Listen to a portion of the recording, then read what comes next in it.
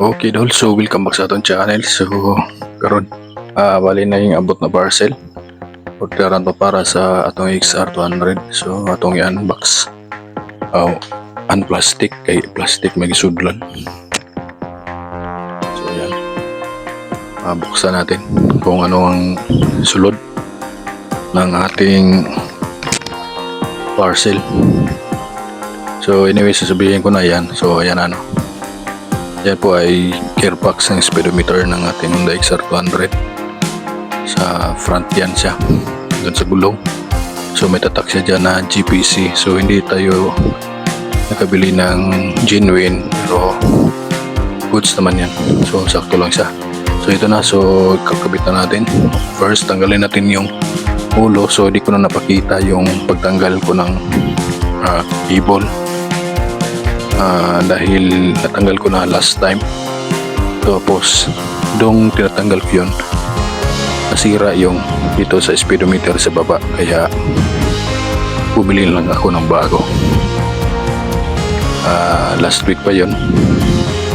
Siyempre ngayon lang na karating yung order natin, kaya ngayon lang din kakabit.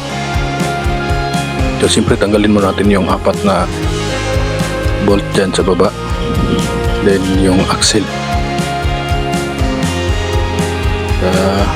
So may apat na bolt dyan, then yung axle nya.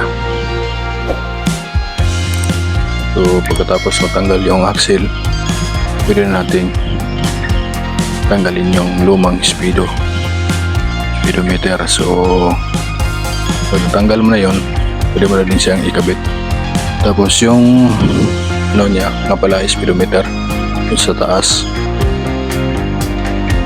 So dito nyo rin makikita sa ilalim ng dashboard yung may neutral, may kita mo yung nag-blink sa signal light, yun sa ilalim. So doon natin siya kakabit yung cable. So may mga holes dito sa gilid siya,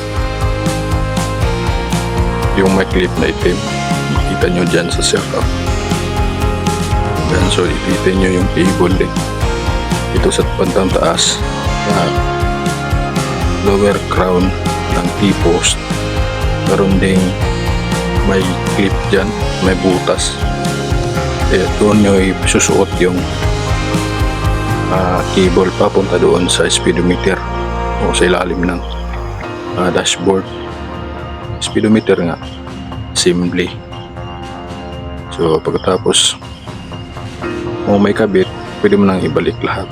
So ang ginawa ko dito sa akin, yung cable kinabit ko doon sa gearbox, then pinaipit ko doon sa clip.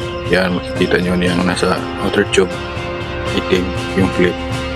Then kinabit ko muna doon sa itaas bago ko tinanggal dito sa gulong yung luma. Wala kasi tayong stand, so tingin ko mas madali itong gawin compared sa uunahin ko yung sa baba. Pero same lang naman kung saan ka mas tingin mo madali, so doon ka. So yan, kabit na natin pabalik. Then pagkatapos check natin kung gumagana naman siya, umiikot, gumagalaw naman yung kanyang pointer. So meaning good siya, ganun.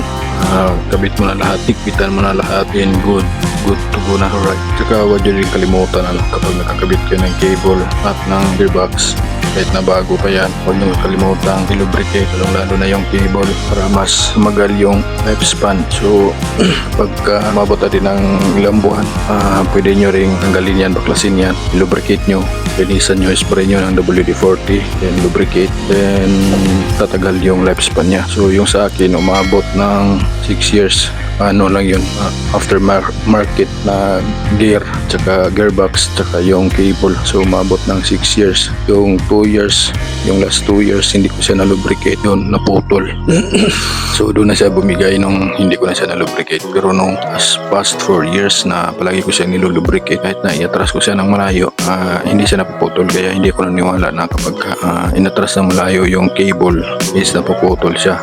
Oo, hindi ako naniwala dyan. Basta may proper lubrication lang. Goods na goods. Hindi siya basta napuputol. Ang nagkukos kasi ng pagkaputol is yung mga dumi. Pagka na-stuck na siya doon sa ilalim, matigas na siya ikutin. Tagalan, mihigpit. Kaya yun, napuputol. Minsan naman natutuyuan. Tutuyo na yung mga grasa, mga dumi sa ilalim. Kaya pagka pinakbo o umikot, napuputol. So goods na yung cable ang maputol. Wag lang yung mismo sa taas, yung sinasalpakan ng cable sa taas. Pag yun nabilog, malaking problema yun.